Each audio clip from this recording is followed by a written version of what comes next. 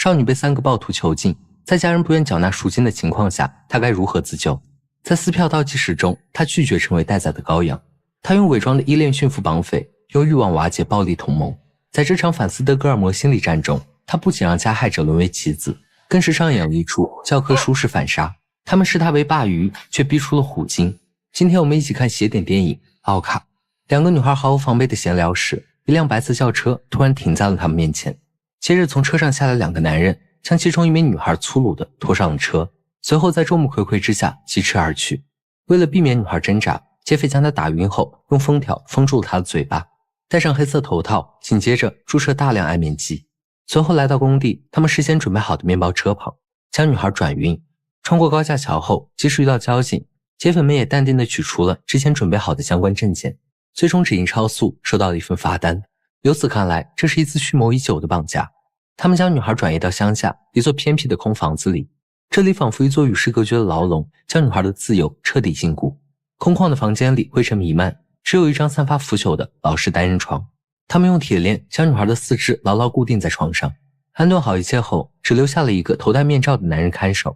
等女孩逐渐从昏迷中清醒，惊恐地看着周围陌生又阴森的一切，眼神中充满了绝望。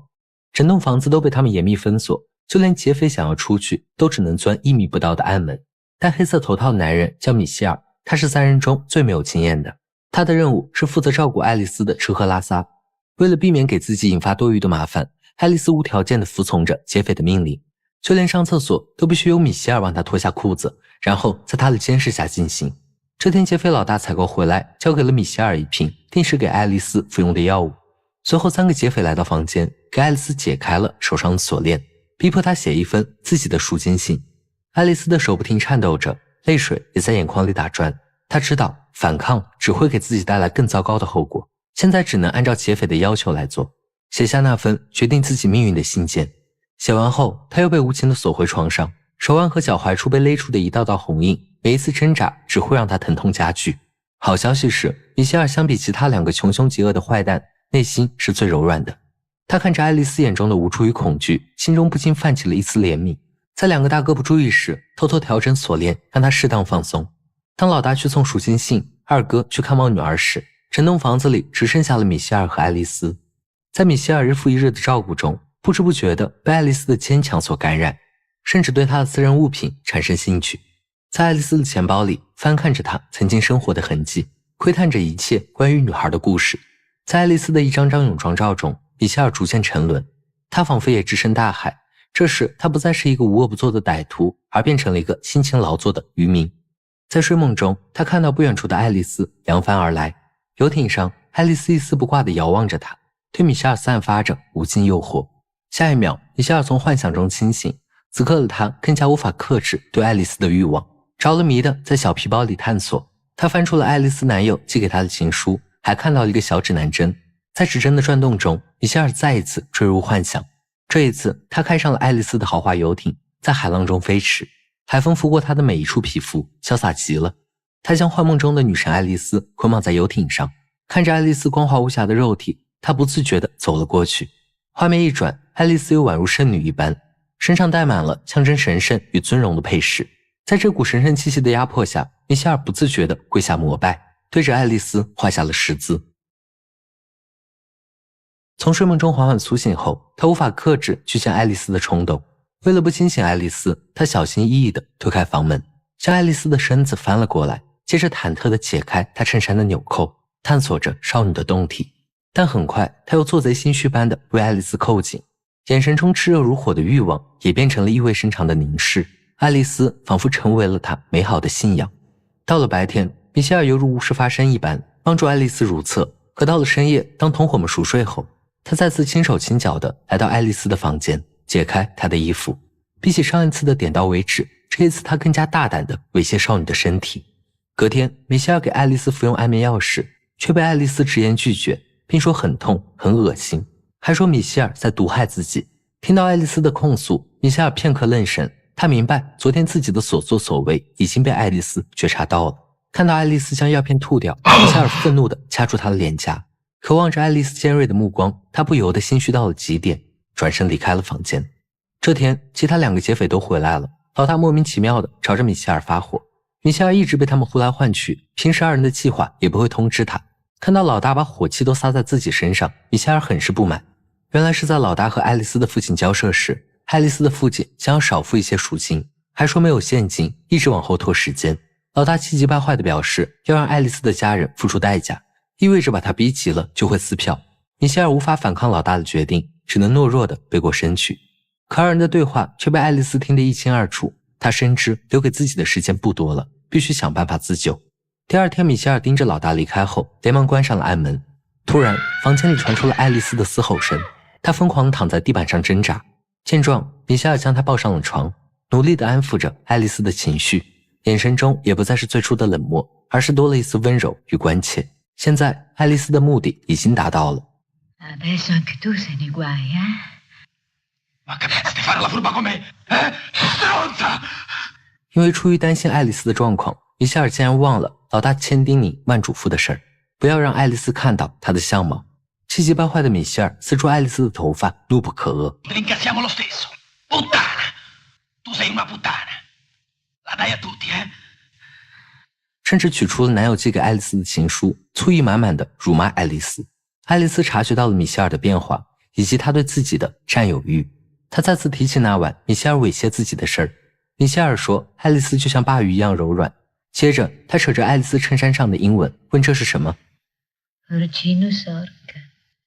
Che? Avevo paura che fosse uno di quegli altri. 此刻米歇尔已经陷入了爱丽丝的温柔，无法自控地吻了上去。爱丽丝也不再抗拒他的行为，反而含情脉脉地望着他。其实爱丽丝的父亲并不是她的生父，是母亲曾出轨一位作家时意外怀上的，所以她不愿意花那么多钱救一个陌生男人的女儿。而当老大在外面交涉时，米歇尔与爱丽丝的感情愈发深厚，他不再给爱丽丝服用安眠药，还会给她点烟。当同伙们不在时，米歇尔基本都和爱丽丝待在一起。这天，爱丽丝以想要洗澡为由，试探米歇尔会不会为自己解开锁链。米歇尔的行为已经证明了他已经陷入了这段感情中。他很享受把爱丽丝囚禁在这儿，当自己女朋友的感觉。当听到同伴回来的声音后，米歇尔才手忙脚乱地将爱丽丝锁回原处。这一次，二哥给他送来了1个月的食物。米歇尔为了不被对方察觉，假意宣泄着他们对自己不公平，只有他一直待在这儿，哪都不能去。对此，二哥只是敷衍地说道，很快爱丽丝的父亲就会拿钱过来。但老大已经很久没有再回来过了。听到二哥明天又要出去，米歇尔虽然嘴上说着不让他走，心里却美开了花。等第二天二哥离开后，米歇尔甚至与爱丽丝悠闲地欣赏起了音乐。注意到米歇尔卸下防备后，爱丽丝再一次试探米歇尔说 Voi mi ammazzerete se non pagano. Ma che dici? E te saresti capace di ammazzarmi? Io? Di me ti puoi fidare. Io sono sicuro che a te non ti succederà mai niente. 可米歇尔殊不知，此刻他的同伙已经被警察盯上了。他们在警察的围追堵截下，最终被抓获。全然不知的米歇尔还沉溺在与爱丽丝的甜蜜爱情中，他还贴心地帮爱丽丝洗衣服。但随着时间流逝，他们的食物逐渐淡尽粮绝。爱丽丝意味深长地告诉米歇尔，你的同伙似乎对你不太好。 E mi sa che a te ti hanno mollato. E che stanno in città. Ti hanno mollato e tu lo sai. Prima sparisce uno, poi l'altro. I vecchi ci fregano sempre. Fregheranno anche te, vedrai. 爱丽丝提议二人逃走，现在已经没有人可以阻止他们了。如果到时候被警察抓住，他们就说二人是一起被囚禁在这儿的。但米歇尔不愿意，他害怕同伙们回来会杀了他，还说就算警察发现这里，同伙们也会来救他。但其实米歇尔也心里打鼓，毕竟老大和二哥一直都对他不怎么样。于是他想了半天，又告诉爱丽丝 Se entro 2 giorni non si fanno vivi. Ti porto via con me. Scappiamo insieme. Ancora 2 giorni. Domani. 可下一秒，警笛声便在他们周围响起，他们被警察重重包围。米歇尔这才知道，同伙为了减刑，已经老实交代了囚禁爱丽丝的位置，他已经无路可逃了。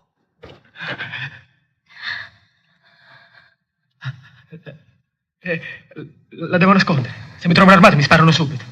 接着，米歇尔祈求爱丽丝，让她告诉警察自己一直在帮助她，他们一直互相关心照顾，还说自己正在缓刑，只要他对警察说点好话，不出2年时间，他们就又能在一起了。